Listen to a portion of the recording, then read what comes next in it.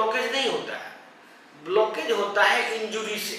अभी जितने भी रिसर्च हुए हैं उसमें ये फाइंड आउट हुआ है कि आपको इन्फ्लामेशन को रोकना पड़ेगा। यदि इन्फ्लामेशन को आप रोकते हैं तो आप हार्ट अटैक को रोक सकते हैं, कोरोनरी आर्टरी का जो ब्लॉकेज है उसको वापस खोल सकते हैं और मरीज बिल्कुल ही तंदुरुस्त हो सकता है, उसको हार्ट अटैक होने की संभावना घट सकती है। भोजन करते हैं, भोजन में जो टॉक्सिन्स हैं, खास करके ऑटो इम्यून रिलेटेड टॉक्सिन, खाने का मतलब है जो हम खाना खाते हैं वो जो बॉडी को लगता है कि जहर है।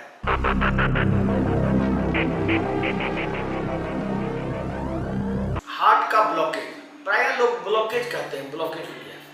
तो ब्लॉकेज का मतलब प्राय लोग का रहता है कि आर्टरी का ब्लॉकेज, कोरोनरी आर्टरी का ब्लॉकेज। देखिए ये जो हार्ट है, ये हार्ट का मॉडल है, इसमें एक आर्टरी देखिए सामने से आ रहा है, यही मेन आर्टरी है जो कि मेन सप्लाई करता है मेन आर्टरी को, हार्ट को। मेन हार्ट का जो मेन चेंबर है उसको ये सप्लाई करता है interior artery, interior coronary artery.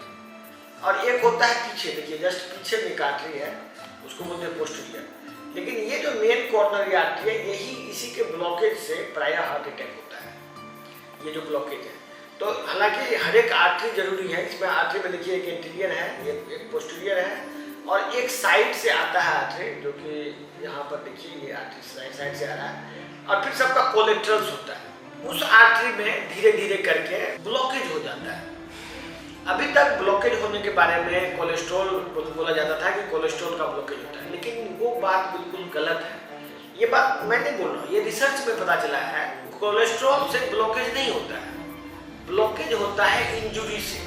आप जो भोजन करते हैं, भोजन में जो टॉक्सिन्स हैं, खास करके ऑटो इम्यून रिलेटेड टॉक्सिन, खाने का मतलब है जो हम खाना खाते हैं वो जो बॉडी को लगता है कि जहर है। सबसे ज़्यादा जो हार्ट अटैक का कारण है वो गेहूं से होता है। अब गेहूं को कोई आदमी तो टॉक्सिन बोलेगा नहीं, लेकिन शरीर के मुताबिक वो एक जहर है और उसके अगेंस्ट में एंटीबॉडी शरीर बनाता है। वो एंटीबॉडी बन के जहाँ तहाँ डिपोजिट होता है, उसमें आर्टरी में भी कहीं भी डिपोजिट हो सकता है, क्योंकि ब्लड आर्टरी में फ्लो करता है, आर्टरी में फ्लो करते करते कहीं पर डिपोजिट हो गया। जहाँ डिपोजिट होता है वहाँ पर इम्यून रिएक्शन होता है और इन्फ्लामेशन होता है। उसी इन्फ्लामेशन को रोकने के लिए, उसको कवर अप करने के लिए कोलेस्ट्रॉल आता है। कोलेस्ट्रॉल प्राइमरी कॉज इसका नहीं है। यदि आप कोलेस्ट्रॉल की मात्रा को घटा देंगे फिर भी हार्ट अटैक उतना ही होगा या उससे ज़्यादा होगा, क्योंकि तो आप बिना कोलेस्ट्रॉल को जैसे हटाते हैं, जैसे मान लीजिए बॉडी से कोलेस्ट्रॉल को खत्म कर देंगे, बहुत सारा मेडिसिन हो सकता है या शरीर में कोलेस्ट्रॉल के प्रोडक्शन ही बंद कर दिया जाए किसी भी तरह से, तो पर भी आपको हार्ट अटैक उतना ही होगा या उससे ज़्यादा होगा। ये बात मैं नहीं बोल रहा हूँ, ये रिसर्च में है। ये MBBS MD डॉक्टर को ये क्लियरली समझना होगा कि आप कितना भी कोलेस्ट्रॉल का दवा दे लें, कितना भी आप कुछ भी कर लें, जो भी आपके पास टेक्नोलॉजी है, उसके पास टेक्नोलॉजी एलोपैथी में क्या है, ब्लड प्रेशर की दवा, कोलेस्ट्रॉल की दवा, बोलेगा एक्सरसाइज करो, एक्सरसाइज करने से ठीक रहेगा।